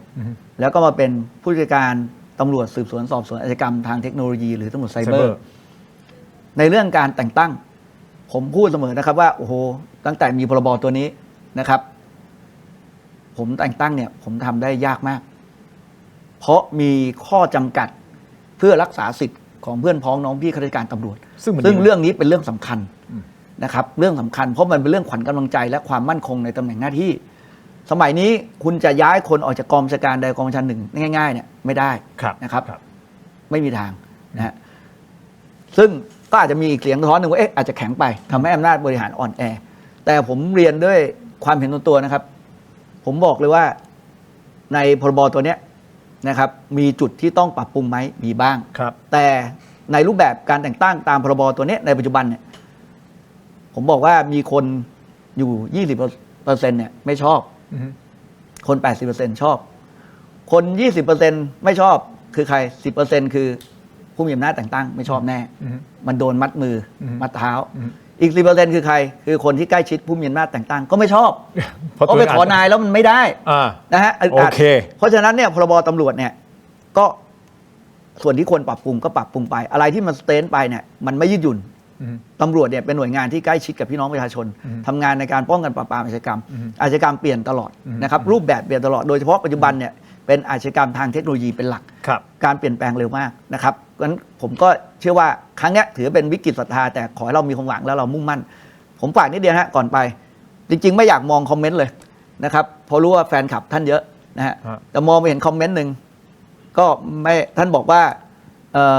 เนี่ยท่านบอกผมดูคอมเมนต์หน่อยนะครับผมก็ดูแล้วนะครับ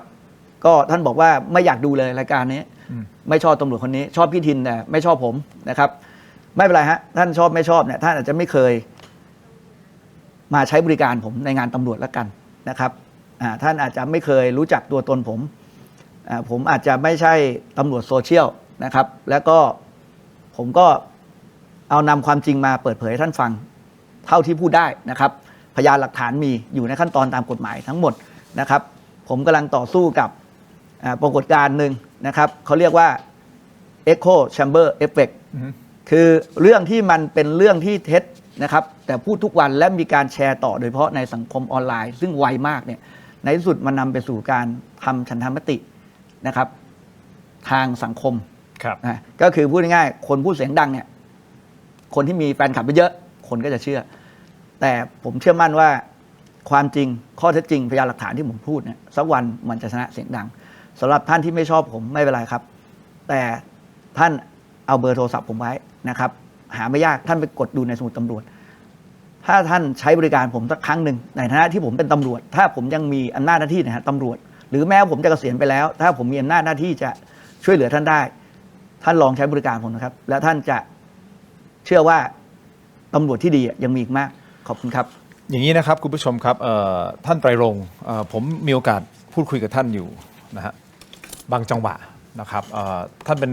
อันนี้เดี๋ยวจะทัวร์ลงผมฮะไม่ต้องไปลงท่านลงผมได้เลยนะแต่ผมพูดในฐานะสื่อนะครับแล้วผมก็ตรงไปตรงมาหลายท่านก็บอกว่านี่ไงมาเปรียบเทียบกับท่านรองสุรเชษฐ์ใช่ในอดีตก็เคยติดต่อท่านรองสุรเชษฐ์ในการช่วยเหลือในหลายเคส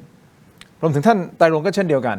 นะก็มีบางกรณีที่มีการสื่อสารอะไรกันแล้วท่านก็ให้ท่านเป็นคนน่ารักแล้วก็ให้ความร่วมมือเป็นอย่างดีแล้วจริงๆมีหลายคดีที่ท่านทำก็เป็นที่ประจักษ์นะฮะเป็นสังคมในออนไลน์ตอนนี้คุณก็ไปเสิร์ชได้นะครับอย่างคดีอะไรนะคดีผู้เสียชีวิตที่โรงแรมที่เป็นชาวต่างชาติเสียชีวิตโรงแรม คดีต่างๆของไซเบอร์จริงๆมันก็ท่านอำนวยความสะดวกนะตอนนี้ท่านไม่ได้เป็นผู้บัญชาการตำรวจไซเบอร์แล้วไงฮะถูกต้องไหมฮะแต่ก่อนหน้านี้ท่านเป็นไงและหลายสิ่งหลายอย่างของเคสของถกไม่เถียงก่อนหน้านี้มันเกี่ยวข้องกับไซเบอร์นะอาจารย์โต้งพวกหลอกโอนสแกมเมอร์ต่างๆนั่นคือท่านอยู่เบื้องหลังในการช่วยนะฮะผู้การโทษนะฮะท่านศิริวัตรดีพอท่านอย่าเข้าใจโอเคท่านมาแต่จริงๆคือท่านได้รับคำสั่งท่านได้รับการประสานท่านได้รับการสนับสนุนจากท่านไตรรงค์นะฮะเพราะฉะนั้นโอเคเอาละสังคมจะอะไรก็นะผมก็ไม่ขอบคุณแล้วก็น้อมรับไม่เป็นไรแต่ว่าอย่างที่ท่านบอกท่านต้องพิสูจน์ฝีมือผมว่าในหลายๆกรณีท่านพิสูจน์ฝีมือแล้วนะฮะแล้วผมเชื่อว่าหลังจากนี้ไปท่านก็คงต้องทำงานหนักขึ้นในการที่จะพิสูจน์ให้ประชาชนได้เห็น ขออนุญาตเสริมนิดนึงนะ เชิญครับคือขออนุญาตเรียนว่าเวลาจะเป็นเครื่องพิสูจน์ตัวตนของคนนะแค่นั้นเองสั้นๆครับอย่างนี้นะครับมันมีมนต์ขลังบางอย่างกับโต๊ะถกไม่เถียงนะอาจารย์โต้งบางอย่างคือถ้าไม่ใสจริงถ้าไม่แบบตัวจริงโอกาสรอดจะยากมากบนโต๊ะถกไม่เถียงนะฮะความหมายคือทุกสิ่งทุกอย่างที่พูดมันจะมัดตัวคนนั้นนึกออกไหมมันมีมนต์ขลังบางอย่างของการทำรายการทอล์กไม่ใช่เฉพาะโต๊ะนี้นะฮะโต๊ะอื่นๆที่มันเกิดขึ้นอันนี้ผมเชื่อคนในวงการบันเทิงก็จะเข้าใจแล้วก็คนที่จะมานั่งอยู่ตรงนี้แล้วสปอตไลท์ส่องมันไม่ใช่เรื่องง่ายนะผมมีกรณีหลายกรณีที่เดินเข้ามาแล้วมานั่งแล้วนั่งปุ๊บรู้เลยว่าจริงๆเขามีอะไรบางอย่างซ่อนเร้นแล้วก็สุดท้ายมันก็หลุดออกมาจริงๆครับเนี่ยที่ผมจะพูดประมาณนี้นะคุณผู้ชมผมดึงเวลาท่านมานานมากพอแล้วนะฮะวันนี้ต้องท่านฮะขออีกนิดเดียวผมต้องขายของนิดเดียวได้ไหมฮะท่านได้ครับได้ขอนิดเดียวขออนุญาตคุณผู้ชมครับเนี่ยพูดคุยกันมานานผมขอเนี่ยให้ท่านได้อย่างนี้มูลค่ารวมไม่เกิน 3,000 บาทขออนุญาตท่านนะครับขอบคุณครับดีแล้วฮะกำลังเจ็บคอพอดีเลยครับวันนี้คุยกันมานานนะครับขอบคุณเม็ดอมซิงค์พลัสผลิตภัณฑ์ไมบาซินจาก Greater Pharma นะครับมี3สูตรที่มีคุณประโยชน์จากวิตามินหลากหลายชนิดนะครับเม็ดอมซิงค์พลัสวิตามินซีและโคคิวเทนกลิ่นองุ่นมะนาวเม็ดอมซิงค์พลัสลูทีนและบิวเบอรี่กลิ่นแบล็คเคอร์เรนต์นะครับเม็ดอมซิงค์พลัสเบต้ากลูแคนกลิ่นสตรอเบอรี่ซิงค์มีส่วนช่วยในการทำหน้าที่ของระบบภูมิคุ้มกันและกระบวนการต่อต้านอนุมูลอิสระถ้าเจ็บคอไอหรืออยากเสริมภูมิคุ้มกันเลือกไมบาซินจาก Greater Pharma หาซื้อได้ที่ร้านสะดวกซื้อซุปเปอร์มาร์เก็ตและร้านขายยาทั่วประเทศไมบาซินจาก Greater Pharma ก้าวสู่60 ปีอย่างมั่นคงและยั่งยืนขอบคุณมากๆเลยนะครับอย่างนี้นะฮะอาจารย์โต้งเวลาเรามีปัญหาขโมยขึ้นบ้านเกิดนู่นเกิดนี่เรานึกถึงใครฮะก็ต้องตำรวจนะครับถูกต้องไหมฮะแต่พอเราไปสถานีตำรวจถ้าตำรวจดีๆมีเยอะแต่ถ้าเจอตำรวจไม่ดีเราสามารถร้องเรียนได้ไหมฮะปัจจุบันก็ร้องเรียนได้ครับผ่านคณะกรรมการรับร้องเรียนตำรวจกรตรตัวย่อครับกรตรจำคำนี้ไว้เจรตำรวจแห่งชาติหรือเจรผมขออนุญาตให้เบอร์ไว้เลยนะครับสายตรงร้องเรียนข้าราชการตำรวจที่มีพฤติการไม่สมควรนะครับ1599นะครับเรื่องนี้นะครับจะส่งตรงนะครับแล้วก็เรื่องนี้ในปัจจุบันที่ผมเป็นรองเจรตำรวจแห่งชาติเนี่ยผมดูทุกวันนะครับแล้วผมไม่ใช้วิธีการทางเอกสารอย่างเดียวละโลกมันเปลี่ยนผมโทรเลยนะครับผมโทรถามเลยว่าเรื่องนี้เป็นยังไงนะครับตอบมาแล้วรีบลงไปพบปะพี่น้องประชาชนผู้บัญชาการรีบลงไปดูนะครับไปตรวจเยี่ยมด่านผมก็ไปลองสุ่มตรวจดูเจออะไรไม่ชอบมาพากลผมก็ได้ดำเนินการว่าการเตือนและทำหนังสือถึงผู้บัญชาเขานะครับแล้วตอนนี้ผมออกระเบียบออกกฎแล้วนะครับภายใต้การอนุมัติของท่านผบ.ตร.และเจรตำรวจแห่งชาติกำหนดให้รองผู้จัดการรองผู้การที่รับผิดชอบพื้นที่ตำรวจภูธรและนครบาลเนี่ยต้องออกตรวจสุ่มตรวจนะครับสุ่มตรวจตามโรงพักถ้าเจอพี่น้องประชาชนมาให้ขอรับบริการอยู่ไปสอบถามว่าเรื่องอะไรเดือดร้อนไหมบริการดีไหมไปสุ่มตรวจด่านไปดูได้ว่าขอประทานโทษนะฮะไอ้ที่บอกว่าตำรวจบางคนเนี่ยไปจับแล้วตีเรียกรับเงินเนี่ยมันมีไหมถ้ามีต้องดำเนินการเด็ดขาดอย่างน้อยที่สุดเนี่ยท่านไปสุ่มตรวจเนี่ยเรื่องพวกนี้จะต้องบรรเทาเบาบางลงหรือไม่มีนะครับตรงนี้สั่งการไปแล้วถ้ายังมีอีกท่านก็1599นะครับนะครับการมันมาจากการกระทำถูกต้องไหมอาจารย์โต้งใช่ครับก็ขออนุญาตสั้นเรียนท่านดีฮะตรงครับว่าเราอาจจะมีพิธีเหมือนกับระบบเอกชนเซอร์ไพรส์เช็คก็คือตำรวจปลอมเป็นชาวบ้านหรือชาวบ้านแจ้งมาโดยตรงอะไรเงี้ยเพื่อไปดูว่าด่านนี้จะมีอย่างนี้หรือเปล่าอะไรเงี้ยก็จะทำให้การปรับปรุงแก้ไขตำรวจก็ได้ผลชัดเจนขึ้นนะครับครับแต่ประชาชนก็ต้องสะท้อนกลับมานะครับว่าการทำงานของตำรวจเป็นยังไงถูกต้องไหมฮะอันนี้คือเราตรงไปตรงมาแล้วก็มีบางท่านบอกทำไมผมต้องอวยเหลือเกิน ผมพูดตามความจริงที่มันเกิดขึ้นในสิ่งที่เราได้รับถูกต้องไหมครับแต่ตอนที่ผมพูดในสิ่งที่ผมได้รับจากท่านรองโจ๊กด้วยความเคารพท่านนะฮะท่านก็ช่วยเราทำไมไม่เห็นพูดอย่างเงี้ยว่าทำไมผมอวยท่านโจ๊กอันนี้คือรถโทรจะลงผมเชิญนะฮะเราตรงไปตรงมาผมไม่งั้นเราจะอยู่ในสังคมยังไงครับเราต้องตรงไปตรงมาอะไรดีเราก็ว่าดีอะไรไม่ดีก็ไม่ดีผมก็พูดกับท่านตรงๆว่าท่านมานั่งตรงนี้นะผมจี้ถามแบบตรงไปตรงให้ท่านอธิบายนะท่านก็บอกได้เลยหมดเช่นเดียวกับท่านโจ๊กเหมือนกันท่านโจ๊กมาในการก็ตรงไปตรงท่านก็บอกได้เลยผมก็ถามก็ตรงไปตรงมาแต่ผมไม่ใช่ศาลไงครับผมตัดสินไม่ได้ไงถูกต้องไหมท่านก็ต้องรับผิดชอบในคำพูดของท่านด้วยความเคารพท่านไตรรงค์ถูกต้องไหมฮะต้องครับท่านโจ๊กก็ต้องรับผิดชอบในคำพูดของท่านโจ๊กถูกไหมอาจารย์สุดท้ายศาลจะเป็นผู้ตัดสินครับถูกต้องครับขอบคุณอาจารย์มากระหว่างให้คดีสู่ศาลจริงๆเลยครับนะครับงั้นอาจารย์โต้งฮะครับเรามาดมยาดมกันดีกว่า ยาดมกันเลยนะครับทางขออนุญาตนะครับยาดมสมุนไพรตรามังกรทองสูตรดอกไม้หอมได้รับรางวัลพรีเมียมเออร์เบิร์โปรดักต์นะผลิตภัณฑ์สมุนไพรคุณภาพปี 2568 ครับจากกรมการแพทย์แผนไทยและการแพทย์ทางเลือกครับบรรเทาการวิงเวียนศีรษะหอมเย็นชื่นใจจากอุ้ยอันโอสถนะครับขอบคุณมากครับต่อกันนะฮะน้องน่ารักมากเลยSeagull Electric นะฮะเครื่องใช้ไฟฟ้าขนาดเล็กที่ตอบโจทย์ทุกการใช้งานครับหุงแบบ 3D อัจฉริยะยกระดับความอร่อยทุกจานหม้อหุงข้าว 3D Pro 5.6 ลิตรนะครับอุ่นร้อนรอบทิศทางอร่อยเหมือนหุงใหม่ตลอดทั้งวันฝาอัจฉริยะลดไอน้ำหยดนะครับข้าวไม่แฉะทุกครั้งที่เปิดนะครับ Seagull Electric ขอบคุณมากๆเลยนะครับผมขออนุญาตต่อเลยนะฮะจาก Seagull Electric นะครับถ้าท่านมีกรดไหลย้อนนะฮะต้องวันเกิดครับยาบรรเทาอาการแสบร้อนกลางอกอาหารไม่ย่อยเนื่องจากกรดไหลย้อนนะครับต้องวันเกิดนึกถึงตัวนี้เลยฮะยาสามัญประจำบ้านนะครับวันเกิดถ้ากรดไหลย้อนอาหารไม่ย่อยตัวนี้ฮะวันเกิดครับขอบคุณมากๆครับต่อกันที่เบรกนะฮะใกล้จะปีใหม่แล้วต้องท่องเที่ยวไปดูเบรกนิดนึงนะครับ Compact Brake ครับก้าวล้ำไปอีกขั้นกับนวัตกรรมความปลอดภัยล่าสุดนะครับ Compact Primo Gen 2 Super Brake Grade Premium ครับมาพร้อมกับเทคโนโลยีใหม่ Zero Water Absorption Technology นะครับที่เพียบพร้อมด้วยมาตรฐานความปลอดภัยระดับโลกพร้อมแล้วที่จะทำให้ทุกเส้นทางอยู่ในคอนโทรลของคุณครับจัดจำหน่ายแล้ววันนี้ที่ร้านอะไหล่ชั้นนำทั่วประเทศนะครับและ Compact Premium Service Center Compact Primo Gen 2 All in Control ขอบคุณมากนะครับอีกนิดนึงครับท่านฮะอดทนกับผมนิดนึงนะครับเกรงใจท่านเหลือเกินนะครับแต่ว่านายเวรท่านบอกว่าไปทันนะ ไปภารกิจทันนะครับขออนุญาตท่านครับนี่นะครับผมวางตัวนี้เลยนะครับท่านครับขออนุญาตครับอาจารย์โต้งครับนี่คือของดีคุณผู้ชมครับนี่คือยาธาตุน้ำขาวยาธาตุน้ำขาว49 บาทฝาสีฟ้าตราหารคู่นะครับมาตรฐานสากลหาซื้อง่ายตามร้านขายยาแผนปัจจุบันทั่วไปราคาเพียง49 บาทเข้าถึงง่ายครับจาก HK Pharmaceutical ยาธาตุน้ำขาว49 บาทฝาสีฟ้าตราหารคู่ขอบคุณมากๆครับและสุดท้ายสุดครับนี่ครับ BrainTech Tri-Screen นะครับจอเสริมสุดล้ำที่สามารถทำงานได้พร้อมกันถึง4หน้าจอในเวลาเดียวกันครับด้วยความคมชัดระดับ Full HD และมีการเชื่อมต่อที่ง่ายสุดๆครับเพียงเสียบสาย USB Type C ก็พร้อมใช้งานทันทีนะครับและมีน้ำหนักเบาพกพาสะดวกนะครับกดเข้าไปที่หน้า Facebook ของเรา Tero Digital อย่าพลาดนะตอนสั่งซื้อใส่โค้ดนะใส่โค้ด Let's Play AI Let's Play AI รับส่วนลดทันที 2,000 บาทนะครับนี่คือจอเสริมสุดล้ำขอบคุณมากๆเลยนะครับขอบคุณท่านไตรรงค์ที่ให้เกียรติในรายการนะครับหวังว่าโอกาสหน้าคงจะได้มีการสนทนากันอีกผมเปิดพื้นที่ให้ขอบคุณครับให้กับท่านแล้วก็ให้กับทุกท่านที่เป็นอยู่ในกรณีต่างๆเนี่ยอย่างเท่าเทียมกันนะครับเป็นกำลังใจให้กับพ่อแม่พี่น้องชาวตำรวจด้วยทุกนายนะครับวันนี้อาจารย์โต้งขอบคุณมากนะครับอาจารย์หลายคนบอกว่าเนี่ยอาจารย์โต้งมาในรายการด้วยเหรอครับมาครับมาครับขอบคุณมากนะท่านไตรรงค์ครับขอบมากครับขอบมากครับอาจารย์โต้งขอบมากครับขอบคุณทุกท่านที่ติดตามครับนี่คือตรงไปถึงลาไปก่อนครับสวัสดีครับ